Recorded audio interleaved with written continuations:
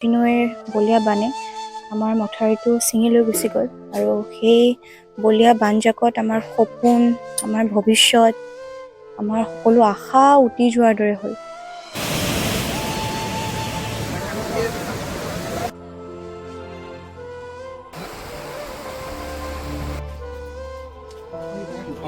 এই 19 জুলাইত বানৰ বিভীষিকা আহিছিলে উজনি অসমত, বিশেষকৈ 3খন জিলাত, যোৰহাট, শিৱসাগৰ আৰু চৰাইদেউ।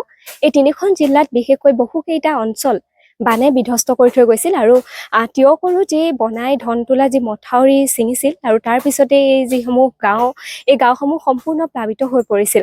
আৰু এই যি ধনতোলা অঞ্চলৰে এঘৰ ব্যক্তিৰ সম্পূৰ্ণৰূপে ঘৰটো পানীত একেবাৰে ভাগি ছিগি গৈছিল।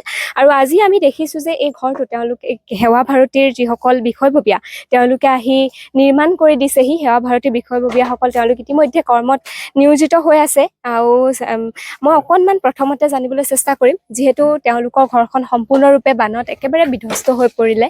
তাৰপিছত আপোনালোকে অকণমান সকাহ দিবৰ কাৰণে আহিলে, অকণ কৈ দিয়কচোন। আমি আচলতে এই যিটো মানে আমাৰ ভয়াৱহ পৰিস্থিতি, বানৰ যিটো ভয়াৱহ পৰিস্থিতি, সেইটোত আমাৰ সেৱা ভাৰতী পূৰ্বাঞ্চলৰ কাৰ্যকৰ্তাসকলে 19 তাৰিখৰ পৰাই যোৰহাট, গোলাঘাট, চৰাইদেউ, শিৱসাগৰ গোটেইকেইখন জিলাতে মানে যিমান পাৰে সেৱা আগবঢ়াই আছে। তেনেকুৱাকে আমিও যোৰহাট জিলাত সেৱা আগবঢ়াই থাকোঁতে হঠাৎ এইফালে আহি থাকোঁতে এই গৃহত আমি সোমাওঁতে দেখিছোঁ ঘৰটো একদম জৰাজীৰ্ণ, মানে মানুহ সোমাব পৰা অৱস্থাত নাই। তেতিয়া আমাৰ লগত আছিলে মাৰ্ঘেৰিটাৰ, আমাৰ সেৱা ভাৰতী পূৰ্বাঞ্চলৰ সহ সংগঠন মন্ত্ৰী মাননীয় কৃষ্ণকান্ত গগৈদেৱ আহিছিল। তেখেত আৰু মই আমি আহি পেলাই এনেকে আমি লগৰকেইজনৰ লগত চাওঁতে ঘৰটো বহুত ভয়ানক দেখিলোঁ। তাৰপিছতে আমি সিদ্ধান্ত কৰিলোঁ, যদি আমি কিবা কৰি এই ঘৰটো অকণমান মেৰামতি কৰি দিব পাৰোঁ, তেতিয়া তেওঁলোক কমচে কম মথাউৰিৰ পৰা আহি পেলাই ইয়াত মানে আশ্ৰয় ল'ব পাৰিব। সেইকাৰণে আমি আৰু কেইজনমান ব্যক্তিৰ লগত কথা পাতিলোঁ। তেওঁলোকে আমাক অলপ মানে আৰ্থিকভাৱে সহায় কৰিলে। আমি সেৱা ভাৰতী পূৰ্বাঞ্চলৰ যোগেদি আমি প্ৰায় 25 জন ব্যক্তি কালিৰ পৰা আপোনাৰ একদম লিডুৰ পৰা আহিছে। লিডু, তিনচুকীয়া, লখিমপুৰ, মাৰ্ঘেৰিটা, মাজুলী, এনেকে প্ৰায় তাৰ পৰা 25 জন মানুহ আহি কালিৰ পৰা আজিলৈকে একদম ৰাতিও ইয়াতে থাকি আমি গৃহটো নিৰ্মাণ কৰি দিছোঁ। মোটামুটি কাম প্ৰায় শেষ হৈছে আৰু অকণমান তলটো আমি ভাবিছোঁ অকণমান ঢেলাই কৰি দিয়া কাম এটা আছে, সেইটো কৰি দিলে এওঁলোক মানে সোমাব পাৰিব। গতিকে সেৱা ভাৰতী পূৰ্বাঞ্চলে নৰসেৱা, নাৰায়ণ সেৱা কৰিয়ে থাকে। এতিয়াও আমি প্ৰায় নিৰবিচ্ছিন্নভাৱে আমি মানে 19 তাৰিখৰ পৰা এতিয়ালৈকে একদম সকলো কাৰ্যকৰ্তা বিভিন্ন ধৰণে সেৱামূলক কাম কৰি আছোঁ। আৰু আমি ভৱিষ্যতেও আমাৰ লগত ফেনলেপ কোম্পানী আমাক সহযোগিতা কৰিছে। আমি এওঁলোকৰ গৃহটো নিৰ্মাণ হোৱাৰ পিছত আৰু তেওঁলোকৰ পৰা যিখিনি মানে সামগ্ৰী পাইছোঁ, সেইখিনিও আমি মানে এওঁলোকৰ ঘৰত দিয়াৰ আমি ব্যৱস্থা কৰিম। আমি আহিম, আমি পিছত তেওঁলোকক দিম গৃহ নিৰ্মাণৰ পিছত।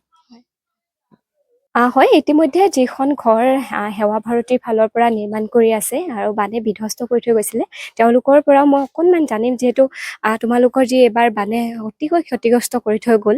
অকণমান কৈ দিয়া, আচলতে এই পৰিস্থিতিৰ পৰা বৰ্তমান অকণমান সকাহ পাইছা তোমালোকে, অকণমান যদি। হয়, নিশ্চয়।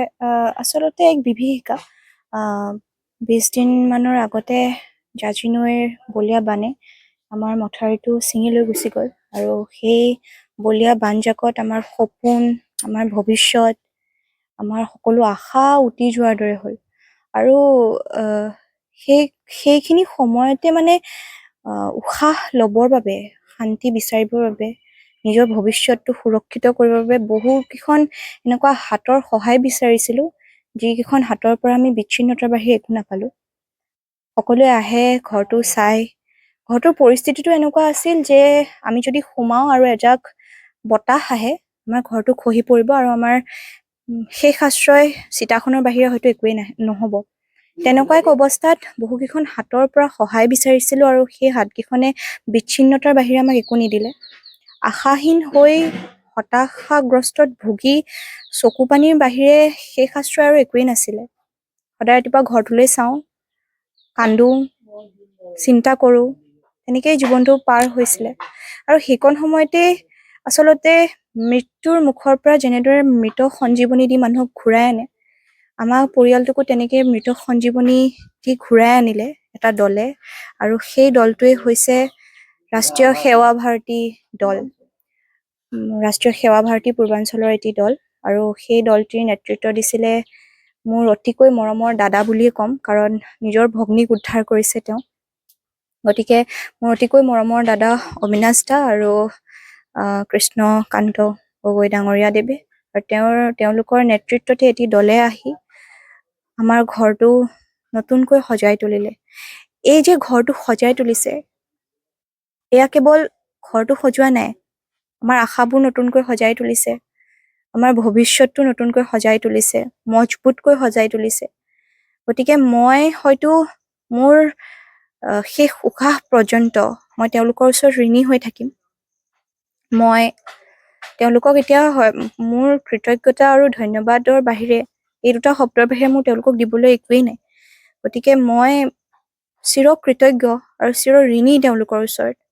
তেওঁলোকে এখন এনে এটা পৰিয়াল, যিটো পৰিয়ালক সকলোৱে হতাশগ্ৰস্ত কৰিলে, বিপদৰ সময়ত সকলোৱে এৰিলে। এনেকুৱা এটা পৰিয়াল যিটো পৰিয়ালক বিপদৰ সময়ত কোনেও নিচিনিলে। এনেকুৱা এটা পৰিয়াল যিটো পৰিয়ালৰ মূৰৰ ওপৰৰ চালিখনো বলীয়া বানে কাঢ়ি নিলে। তেনেকুৱা এটা পৰিয়ালক তেওঁলোকে এটা আশ্ৰয়স্থল দিলে, জীৱনটো আচলতে ঘূৰাই দিলে। সপোনবোৰ য'ত ৰৈ গৈছিল এতিয়াৰ পৰা আকৌ আৰম্ভ হৈছে। গতিকে মই মোৰ আমৃত্যু পৰ্যন্ত মই তেওঁলোকৰ ওচৰত ঋণী, মোৰ পৰিয়ালটো তেওঁলোকৰ ওচৰত ঋণী, চিৰ কৃতজ্ঞ তেওঁলোকৰ ওচৰত। আচলতে মানুহ সদায় মানুহৰ বাবে। মই ভগৱানক কেতিয়াও দেখা নাই। মই সৰুৰ পৰা বিশ্বাস কৰোঁ যে মানুহ সদায় মানুহৰ বাবে আৰু হয়তো মানুহেই ভগৱান।